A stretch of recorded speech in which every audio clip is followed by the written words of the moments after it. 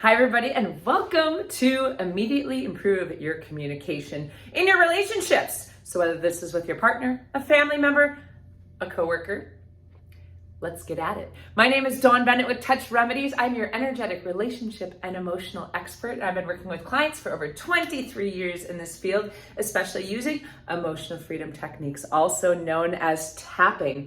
So one of the biggest challenges I see in relationships is that eventually we're going to disagree on something. We get frustrated at what our partner does or what they say or what they don't do or what they're not saying or how things are not really working, and we start having this argument or this disagreement. We don't feel heard. So for example, someone says, I just need you to help me pick up the dishes after dinner. And the other person's like, well, I get it, but. Have you ever used the word but? Imagine this saying, well, I love you, but. How good is that for communication? Because when you say but, and sometimes and, it negates everything that you've said before. So how does that sound with communication when your partner is trying to say, I need you to do this, and you're like, yeah, but. It's like, might as well blow them off. So that's why it's really important instead to do some reflective listening. So it sounds like to me, what you said is you need me to help with the dishes because otherwise you're not feeling supported and you're feeling overwhelmed. Am I getting that right? And have some empathy. They're telling you what they need. They are trying to make sure the relationship lasts. I mean, sometimes it's about control, but usually it's about, right? Usually if people are communicating, it's usually because a need is unmet. Something that they want is not happening. That doesn't mean you just have to do it. It means you get to make choice still. But when you actually come with reflective listening, with empathy, and listen to what is their love language? Like, what are they looking for? How can they feel heard, wanted, connected to you? So imagine now the same argument happens. Like, I just need you to pick up the dishes after dinner. And they're in pain and they're struggling, and your first reaction is going to be like, oh, but I have so much to do and we're having this fight again and I'm so sick of having this fight. But instead, you pause, you breathe, and you go, wow, the other person's really trying to help me understand how I can support them. And you reflective listen. You hear their pain and you let them know that they're heard. You create connection and love. And maybe you pick up the dishes, or maybe you come to a different agreement. Like, hey, I know you want me to pick up the dishes right away, but I have to go do XYZ first. May I come back and do them later? Or may I take the burden off of you by doing Z instead? Maybe I'll do the laundry. Maybe I'll clean something up. Maybe I'll make dinner tomorrow night. So how can you start using that as a negotiation?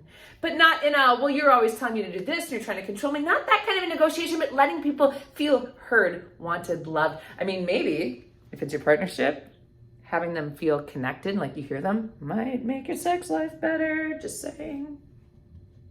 No, it does with some of my clients. But anyway, what you need to make this happen. First of all, reflect on what is this other person, whether it be your friend, whether it be a coworker, whether it be a partner, whether it be your kids even. What are they saying over and over again that they're trying to get you to hear? What are their common themes or their common complaints about what they're talking to you about, saying that they need, saying that they want or don't want? And then notice, what is your reaction to them usually? And then change your reaction. Heal what is your emotional baggage underneath that. Why do you feel resistance to doing that? Why do you feel resistance to giving them what they want, to helping them out in this way, to giving them some extra time? Maybe it's because you don't feel like you're getting supported, and all of a sudden unconsciously it's become this tit for tat, like, well, you don't help me with the dishes, so why would I take out the garbage?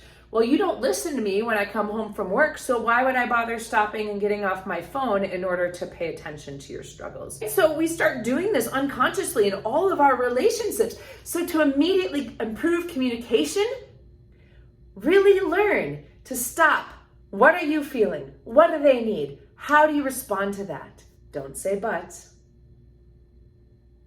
Really reflectively listen. And once you start learning this, you get a more harmonious connection.